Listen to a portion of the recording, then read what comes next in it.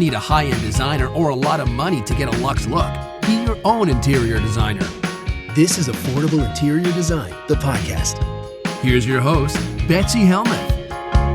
June and July are my favorite months of the year. It is when it is warm. It is when it is beach time, especially now that I live in a beachy state like Connecticut. Oh, I'm just 15 minutes away from the ocean, the sand, the waves, and it is glorious. I have to remind myself during these months to live my best life, that I need to enjoy seafood, enjoy getting out there with a book, with my cover up, with the biggest umbrella and the biggest hat possible. Because while I love laying on the beach, I do not love getting even one little ray of sun on my body. Not only am I so fair-skinned that I'm nearly blue, but I just don't enjoy the heat of the sun directly. So I like to go out after work between 5 and 7. On my beach, they have like this little restaurant. The food is like one step up from a regular beach shack. And I think it's really delicious. I particularly love the fish and chips. And they sell beer, wine, alcohol, of course, non-alcohol. They have pizzas, they have concerts. I hate the days when they're concerts because I am going out there to just sit and hear my own thoughts, get lost in a good book. I'll tell you about the book I've been reading most recently later in this episode. And just like enjoy the peace and quiet, which is why I avoid Fridays, Saturdays, and Sundays. They have movies, they have concerts. No, thank you, ma'am. I'll go there with my kids and have fun on those days. But I love most the days when it's just me with my book, a cool beverage, and some hot, greasy fish and chips. And then I come home around 7:15, 7:30. I make the kids food. I take a little shower, and there you go. That is June, July in Connecticut. I hope you're having a fun summertime. I hope that you're finding a place, whether it's the beach, whether it's lakeside, whether it's landlocked in the middle like I was for so many years. There's always something fun and amazing to enjoy about the summer that has nothing to do with air conditioning or being inside. I do love being outside. And I also love that here in Connecticut, outside my house in my cozy little content cottage or whatever you want to call it, my office, it's in the woods back here, sheltered by trees, and it's always cold. Like even in the sweltering summer, I do not have an AC installed. I don't even bring a fan. It's always a little bit chilly because these are 18-inch thick stone walls and they are under a canopy of really tall 100-year-old trees. I feel nothing. I feel nothing till I head to that beach. Guys, when you get in from your own dip in the water, I hope that you'll consider logging on and sending me a design question.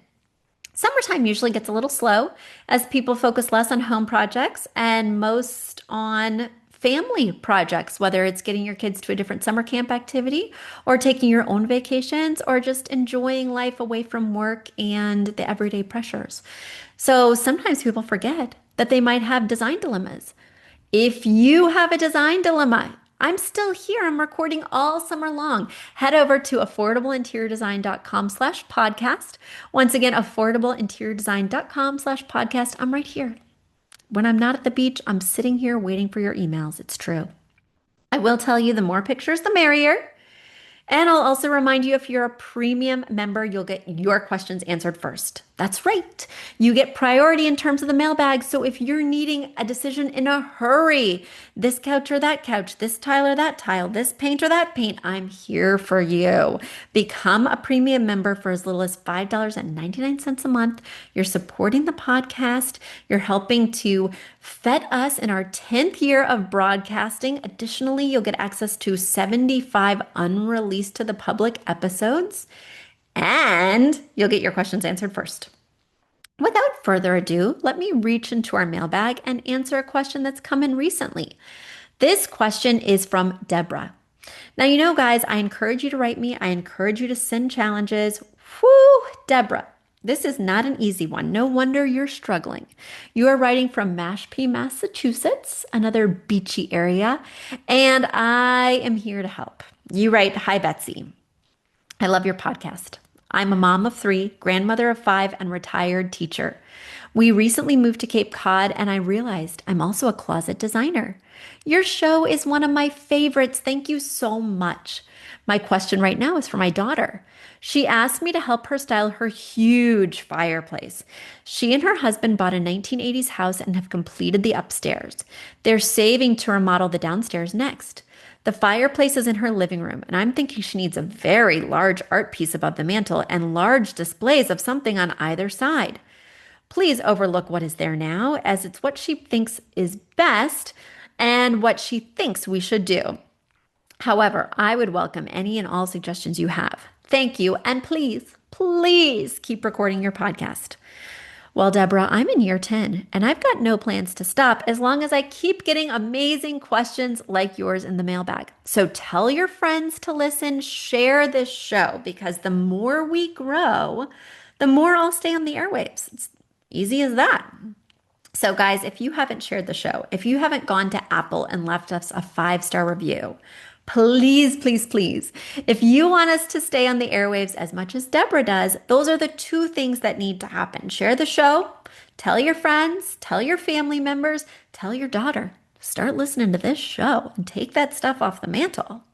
And then also head over to Apple and leave us a 5-star review. Those 2 things are the best ways you can help support this podcast and show me your love. All right, let me show you a little love, Debra, and tell you what I think you should do with this dilemma. Okay, you are not lying. Let me paint the picture for our listeners. This fireplace is ginormous. So the fireplace opening itself is rather standard at maybe 3 feet by 4.5, 5 feet. And then right next to that is a log holder. So it's like a cutout for logs. And then on the right-hand side is just brick. But all told, I bet you this fireplace is nearly 20 feet wide in the fact that it's all surrounded by red brick. Additionally, it's got a raised hearth that is the red brick, and it's raised about, 18 inches or so.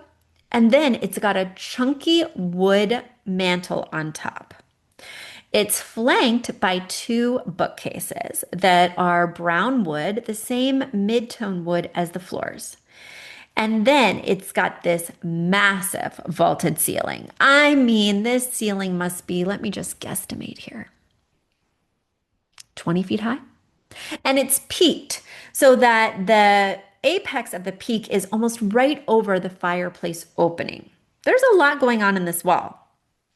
Now, I think it looks dated. I think there's too much brown. The chunky wood mantle is brown. The brick is a red brown. The built-in bookcases on either side are brown.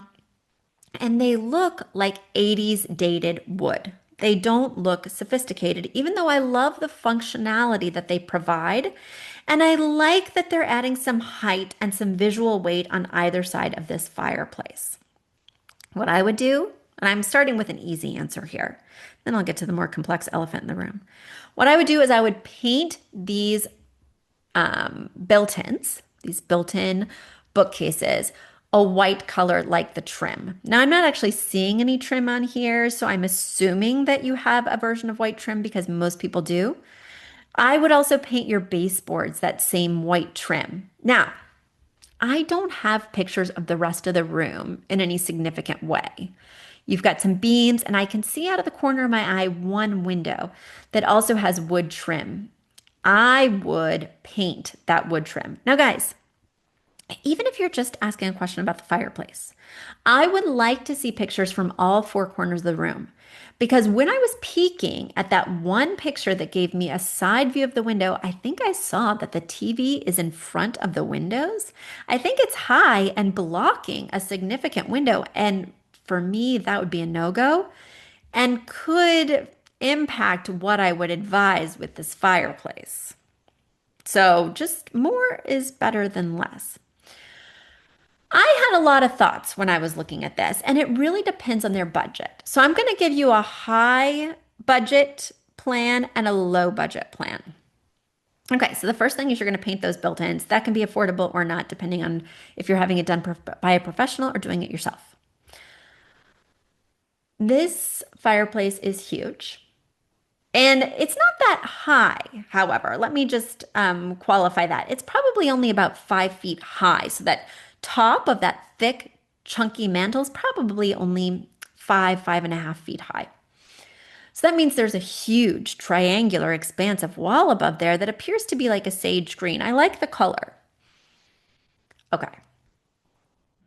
You could do your first instinct, Deborah, and this would keep it affordable, doing some kind of art, right? But this art is going to have to be real big. And for me, I just don't think that a piece of art is going to look contemporary enough. And it's going to be expensive unless you're stretching the canvas yourself, because this is not a standard size canvas, and unless you're painting it yourself. Additionally, you're going to really have to love this subject matter because it is going to steal the show. It's going to need to be big, at least 6 feet by 6 feet. I'm not loving this solution.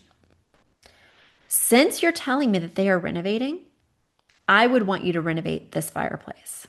I would want you to do some kind of natural looking stone.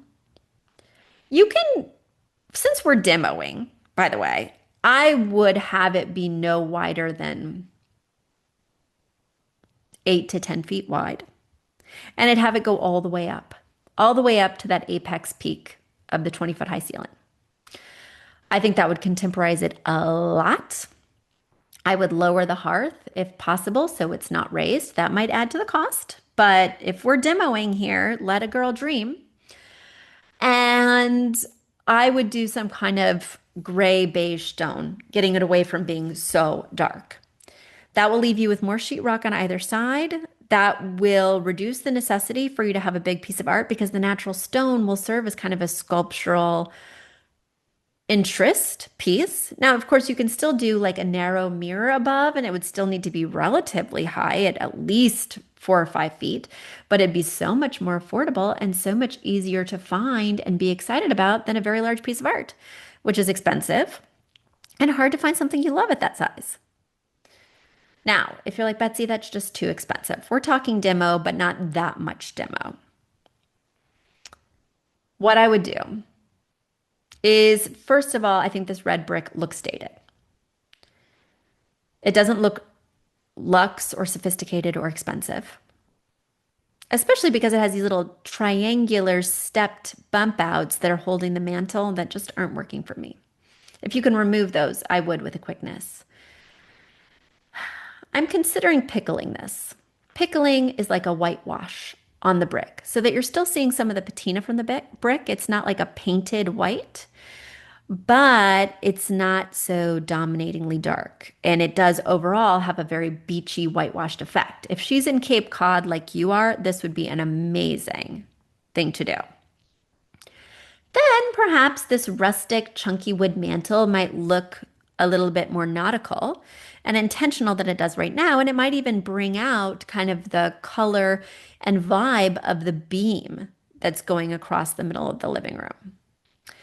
Above it, you would need a big piece of art, but I wouldn't worry about like spanning this necessarily. So I'd probably do a big piece of art or a large mirror, 6 feet by 6 feet, I'm thinking 5 feet by 5 feet at a minimum.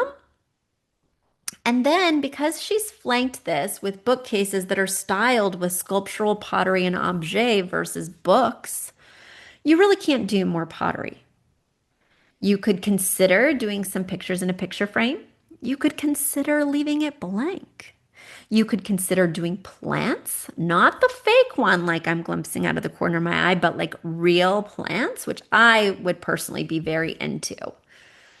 Now, the other thing you can do, which I don't have any pictures of the ceiling or whatever, but no matter what solution you choose, whether it's the expensive going all the way up with the stone renovation, or whether you're whitewashing this brick and restyling the mantle and selecting a large mirror piece of art, you need to do a big chandelier in this room. It is going to bring the drama. It is going to help to fill that big triangular negative space at the top of the room. Not only will that solve part of the problem on this fireplace wall, I think it'll solve a larger problem in the room.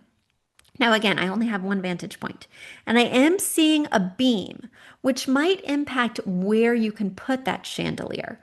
But I just have a feeling that with a wrought iron or two-tone wrought iron and brass chandelier, this room would sing and it would feel as grand as it is.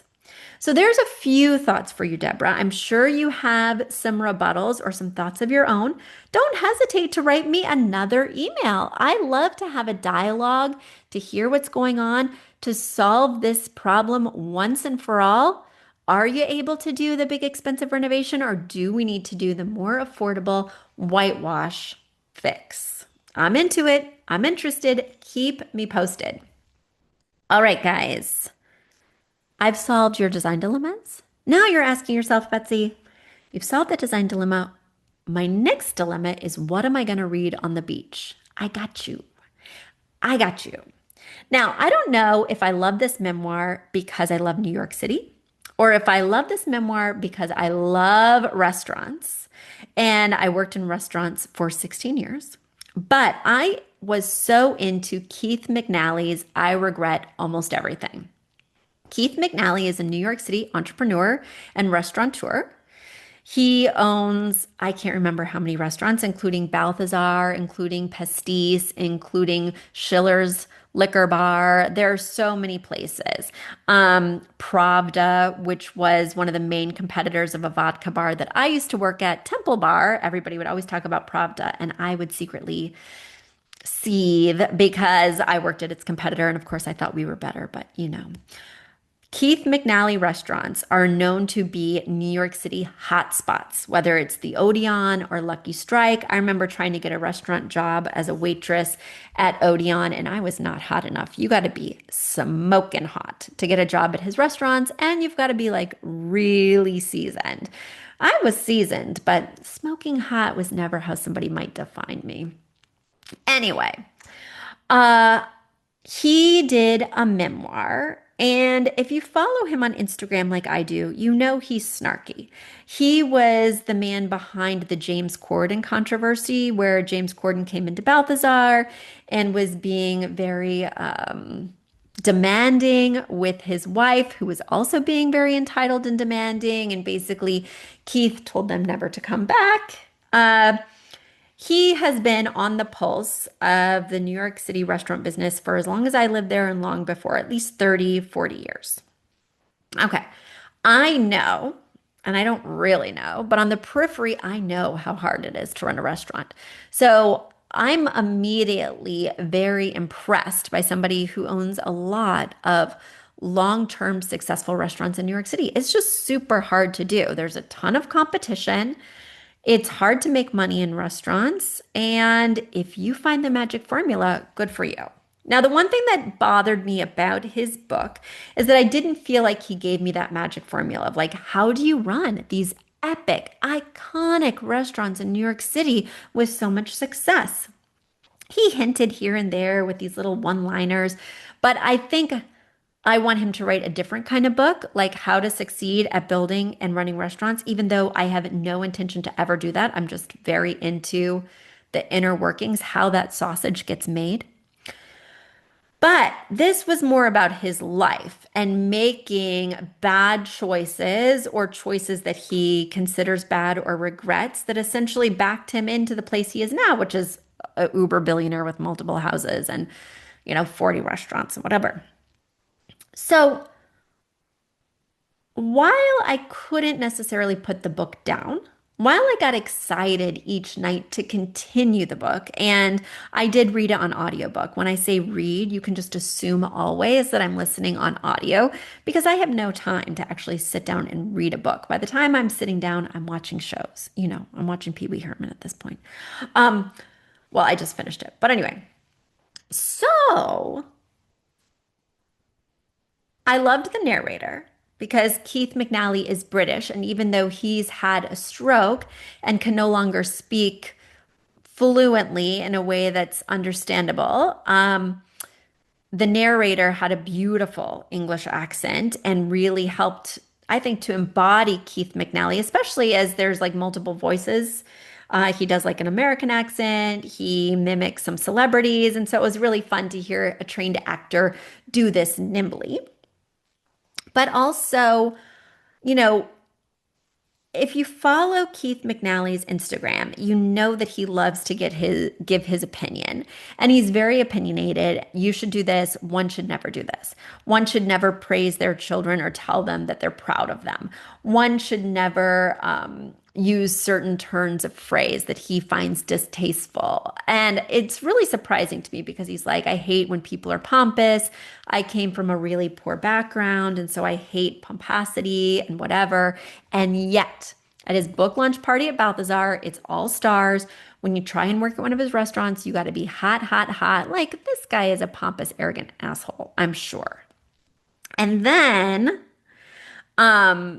he talks about how he was Me Too'd, how somebody came forward and accused him of sexual indiscretion or whatever, of basically, he was her boss. And so it entered some strange territory, but it was after his stroke. So he feels like I didn't have all the power that they say I had, even though I'm rich and wealthy and whatever. And then, of course, he's talking about his good friend Woody Allen, who he feels was probably wrongly accused and is certainly a member of some kind of witch hunt and blah, blah, blah, blah. And until he's been accused in a court of law, he's going to stand by his friend, Woody Allen. But he continues to talk about women throughout his book, like she was so alluring and I was so attracted. And we all know that creepy guy. I ran into them, I should say, because it doesn't happen to me very often now that I'm pushing 50. But the creepy guy at the coffee shop when you're in college who's like way too old to be at a college coffee shop, but he sits too close to all the girls who come in doing their homework and asks to borrow a pencil and then just like doesn't leave them alone. I recently read Lena Dunham's memoir. And in that, she calls these types of men sunshine stealers, where basically they latch on to a young, vibrant thing and try and steal her sunshine.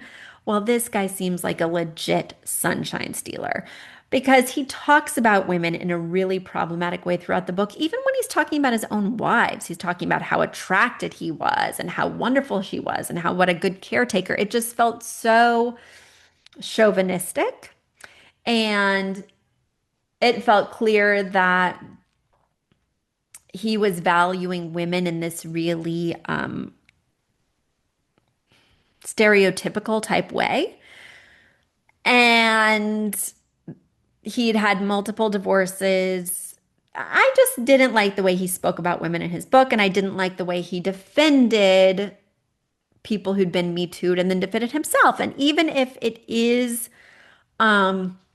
as innocent he's saying, and from working in the restaurants for so many years, I know that there is a lot of bad behavior, even now in the restaurant industry. It just kind of breeds bad behavior, being in such close quarters, working late at night, closing late at night.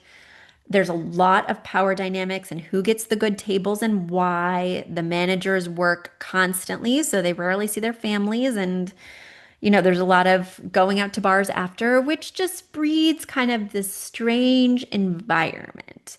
But overall, I really liked how frank he was. I found it to be extremely entertaining. I feel like he's a more problematic character than ever. And I particularly didn't like how he seemed to tell us, or he spoke in sort of these definitive terms about morality and what he thinks is right and wrong and what he thinks is ostentatious and what he thinks is bad behavior. And yet he was doing all sorts of bad behavior. And yet he's regretting everything in his life, including the way he raised his own kids. And then he's telling us not to use the word proud. Like, what? So did I read this book? I wouldn't say that, because I really enjoyed it. And the glimpses he did give of like opening and running New York City restaurants, I was eating them up. I was so into it. But For instance, I hated how he's like, when somebody comes in alone, I'll give them a glass of champagne if they're dining alone because I just love people who dine alone and I want to celebrate them. But then they listen to this book, they see that I write that on Instagram, and they start expecting a glass of champagne. It's like he wants to dole out favors when he wants to. Everything's a game, right? And just when you think the spoils go to the winner, he flips it and he's like, I like the underdog. I just don't like that dynamic. This is obviously a man who's had a lot of power for most of his life, and he likes to wield it in unexpected ways that kind of level the playing field in his mind. And for me, that's just smoke and mirrors. That's just more games. No, thank you.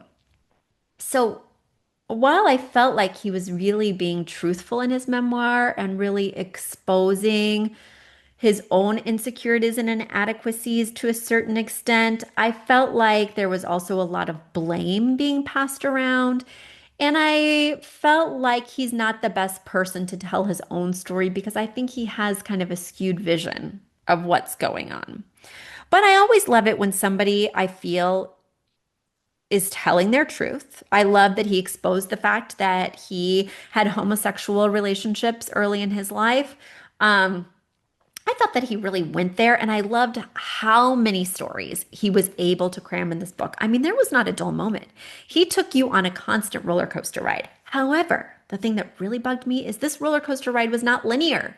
So he started the book having some restaurants already. Then he goes back to his childhood. Then he goes into the theater and he's working on the West End. Then he goes to Kathmandu. Then he opens another restaurant. Then it's in present day. Then it's 15 years later when he's got his stroke.